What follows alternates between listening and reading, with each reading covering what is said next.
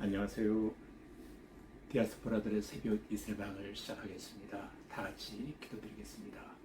참 좋으신 아버지 하나님, 한 달 전부터 하나님 우리로 하여금 사도행전 강의를 시작하게 하시고 오늘 드디어 28장 마무리할 수 있는 귀한 아버지의 종점에 도달할 수 있도록 인도하여 주시오니 감사합니다.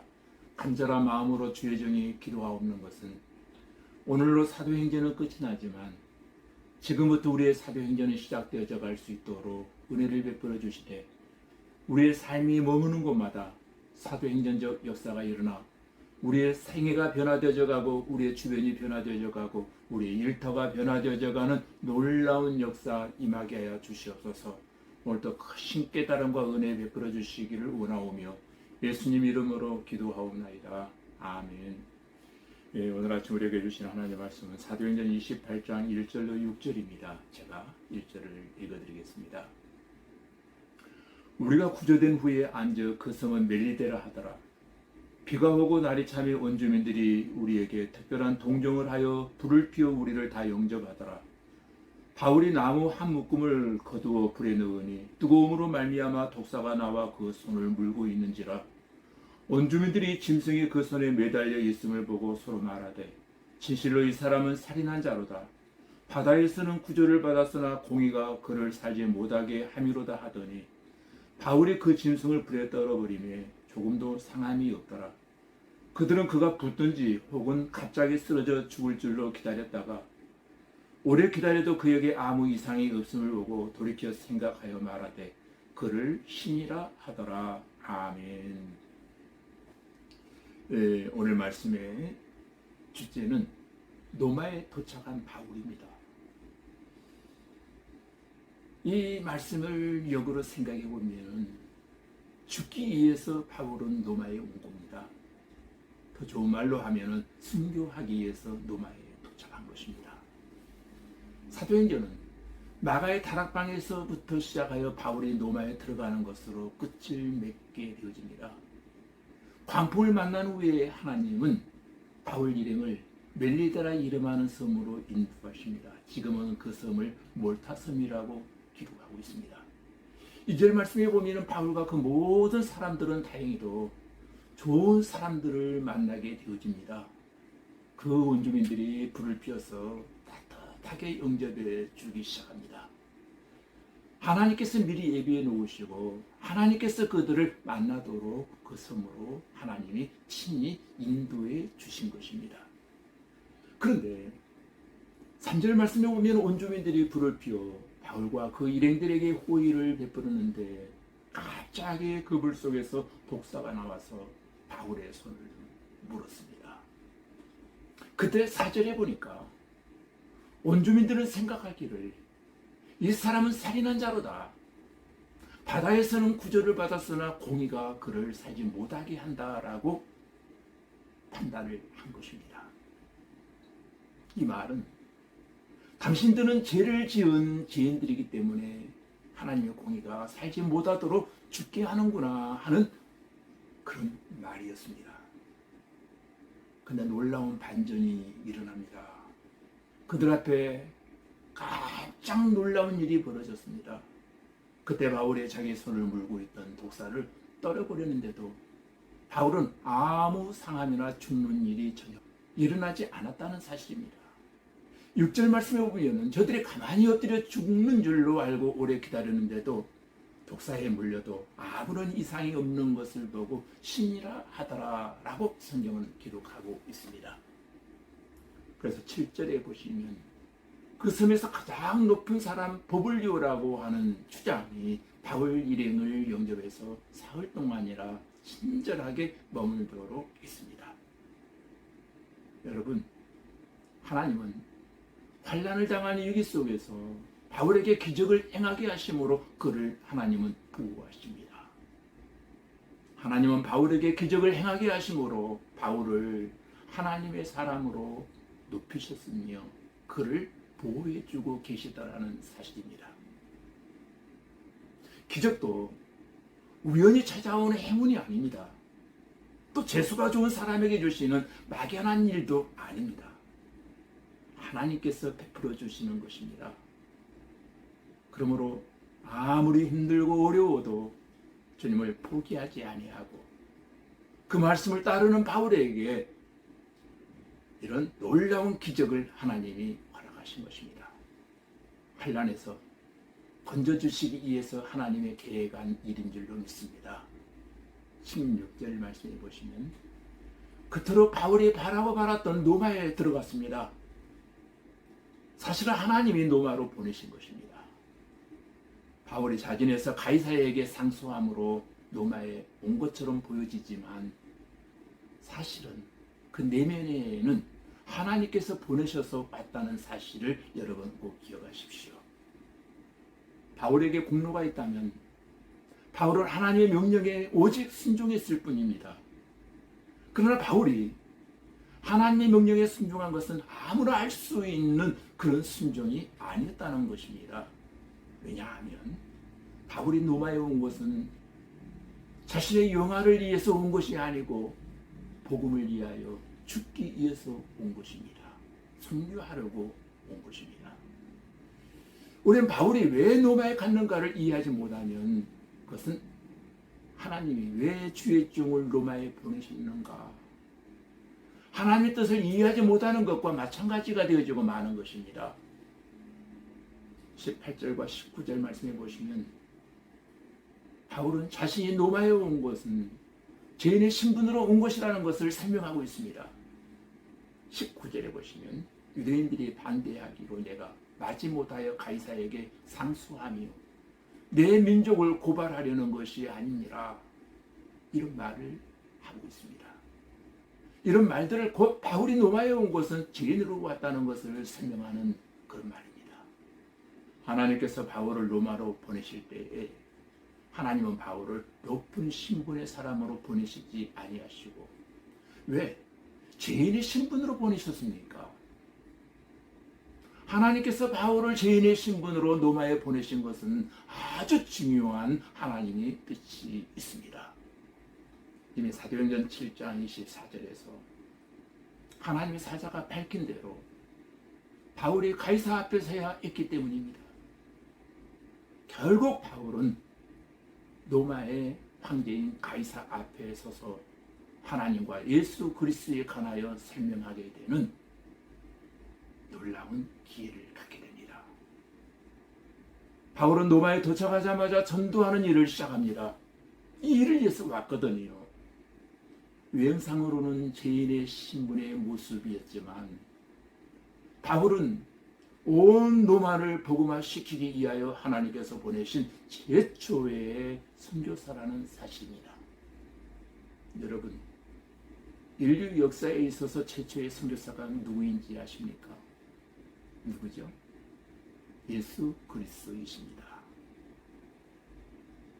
그런 요셉의 아들도 아니요, 나사렛 사람도 아니요, 우리와 같은 사람도 아닌 하나님의 아들이시지만 이 땅에 복음을 증거하기 위해서 사람의 옷을 입으시고 요셉의 아들로 나사렛 사람으로 또 죄인의 모습으로 이 땅에 선교사로 오신 것입니다. 하나님께서 우리 믿는 모든 사람을 부르실 때에 선교사적 사명을 주셨다는 사실을 절대로 잊지 마시기를 바랍니다. 마가의 가락에서 출발하여 2년 동안 1차, 2차, 3차의 전도 여행을 마치고 하나님의 특별하신 은혜와 섭리 가운데 드디어 바울이 로마에 오므로 사도행전은 이제 낙을 내리게 되어집니다. 바울이 로마에 오므로 사도행전은 끝이 났지만 사실은 바울의 복음의 역사는 사도행전 28장부터 시작되는 것입니다. 바울이 로마에 온 지 사흘이 되었습니다. 바울은 사흘 동안에 많은 사람을 만났습니다. 특별히 많은 유대인들을 만났는데 그들은 말하기를 우리는 당신에 대하여 아무것도 들은 것이 없으므로 너희 사상이 어떠한가 듣기를 원한다고 하는 말을 하기 시작합니다. 바울의 사상을 듣기 위해서 수많은 사람들이 감옥에 갇혀있는 바울을 찾아옵니다. 그래서 바울은 아침부터 저녁까지 예수에 대하여 그들에게 강론을 했다라고 성경은 기록하고 있습니다. 그러나 중요한 것은 수많은 사람들이 복음을 들었지만 24절 말씀에 보면은 그 말을 믿는 사람도 있고 믿지 아니한 사람도 있었다라고 기록하고 있습니다. 그렇습니다. 우리가 복음을 전할 때도 마찬가지 현상이 일어납니다. 아무리 전해도 믿는 사람도 있고 믿지 않는 사람도 있다라는 것입니다. 그런 경험들이 있잖아요. 26절에도 이 백성이 듣기는 들어도 깨닫지 못하고 보기는 보아도 도무지 알지 못한다라고 했습니다. 하나님은 바울의 선교를 통해서 결국은 28절대로 하나님의 이 구원이 이방인에게로 전파되기를 원하셨습니다. 이방인 선교가 목적이었습니다. 그렇기 때문에 이방 사람이었던 저와 여러분도 지금 예수 믿고 있는 것입니다. 저와 여러분을 통해서 사도행전의 역사는 오늘부터 계속 되어지기를 간절히 기도하며 우리도 믿지 않는 이방 사람들에게 이 복음을 담대히 전파하는 일이 우리의 사명임을 깨달아 주님의 제자로서의 사명을 충성스럽게 잘 감당하는 우리 모두가 되어지기를 주님의 이름으로 기도드립니다. 다 같이 우리 기도드리겠습니다. 아버지 하나님, 우리 성도들을 통해서 오늘도 사도행전의 역사는 계속 되게 하시고 전도자 바울의 생명을 보호하신 하나님께서 오늘도 영혼 구원의 열정을 가지고 전도하는 전도자의 생명을 보호해 주시고 지켜주실 줄로 믿습니다. 주님의 일은 주님의 복음을 전하는 일인 줄로 믿사오니 주님의 복음을 전하는 자들에게 환난과 풍랑과 위기 속에서도 바울과 함께 하셨던 그 은혜와 기적으로 함께해 주시옵고 사명을 감당할 수 있는 능력도 주시기를 원합니다.